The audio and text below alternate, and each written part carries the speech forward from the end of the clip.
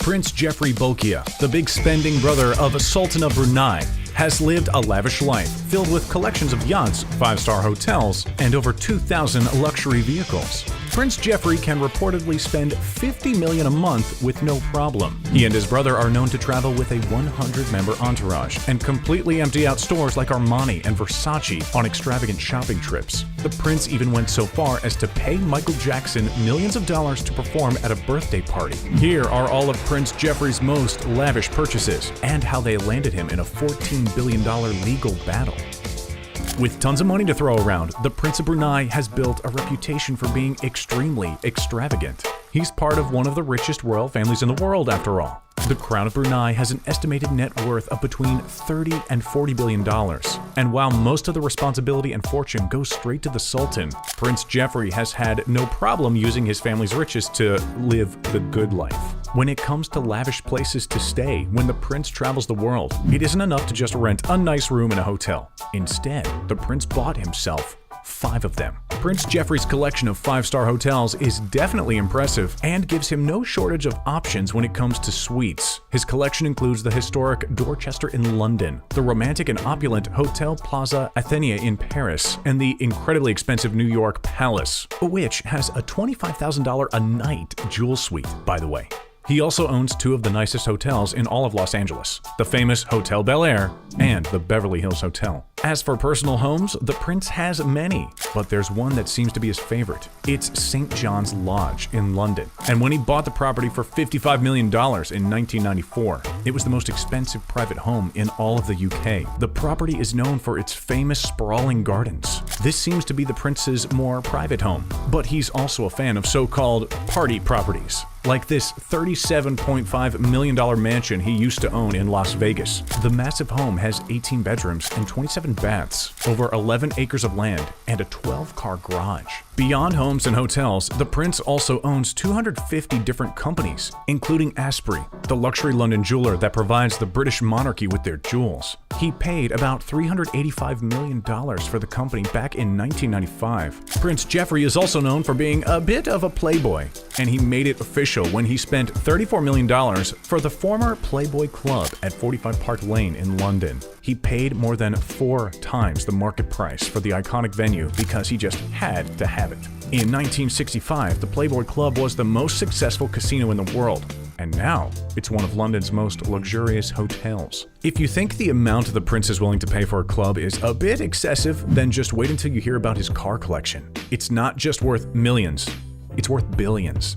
And it's made up of over 2,300 vehicles. The collection includes multiple Bentleys, Ferraris, and Rolls-Royces. Some of the most famous and expensive cars in his collection include the Bugatti EB110, valued at $1 million, a Mercedes-Benz CLK GTR Roadster in dark silver, worth an estimated $5 million, a Porsche 550 Spider that sold for a record-setting $6.1 million, and 2 jet black McLaren F1s, which can sell today for as much as $14.5 million each. But despite their worth, the prince apparently leaves these cars to rot in he and his brother's gigantic car lot. According to one collector who got to see inside the garage, billions of dollars worth of luxury cars are kept in sweltering heat, and some seem to have been forgotten about entirely. He even reported that some steering wheels were melting off.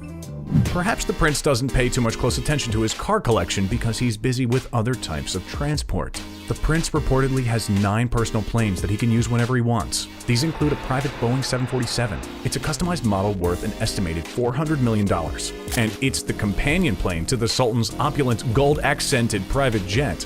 Prince Jefri also owns a Sikorsky helicopter worth $1 million, plus an Airbus jet worth $108 million. The prince even has a fleet of 5 boats, which includes a 50-foot yacht with a, strange name. The yacht was custom built for the prince by the Netherlands company Feedship and reportedly features 24-karat gold fittings, tons of marble, and elevators connecting the multiple decks. It even comes with 2 small boats used to ferry people to and from the luxury ship. The prince also seems to enjoy throwing money around to own unique and strange things. His strangely named yacht is only the tip of the iceberg. He also owns opulent things like a rug woven with jewels in threads of solid gold, worth an astonishing $7 million.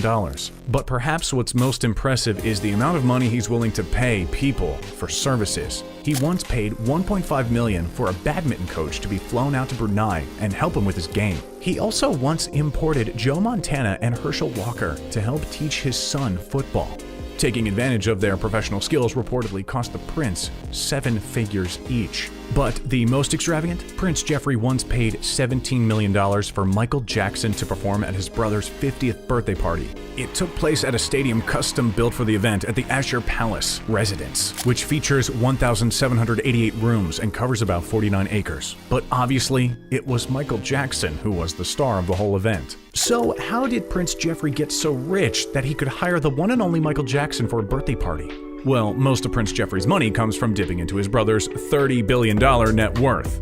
But the prince also has done some of his own work. He served as the chairman of the Brunei Investment Agency, which invests much of the country's wealth and is responsible for overseas investments. His biggest investments while with the agency include the Empire Hotel, built at a cost of $1.1 billion, and the Jurong Park, the largest and most expensive amusement park in Southeast Asia, for $1 billion. The prince also served as the agency's finance minister from the mid-1980s to the mid-1990s, but that's when things started to go downhill.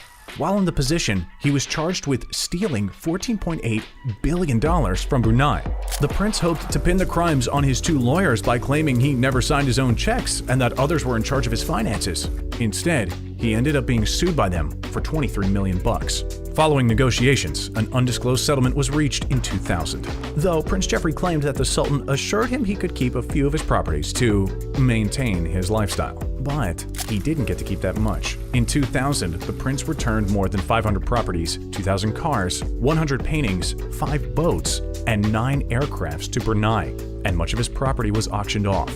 At one point, he was even forced to surrender 5 diamonds, worth $200 million, to the Brunei Investment Agency. So, the Playboy Prince may not be quite as well off as he was before, but he hasn't been kicked out of the royal family, so he still has access to billions. Now, he's kept more of a low profile since the government fallout, but it's probably not the end of Prince Jefri's lavish lifestyle.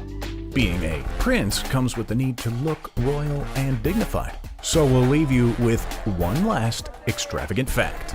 Prince Jefri and the Sultan reportedly spend, get this, $20,000 each on a single haircut. Oh, you heard that right.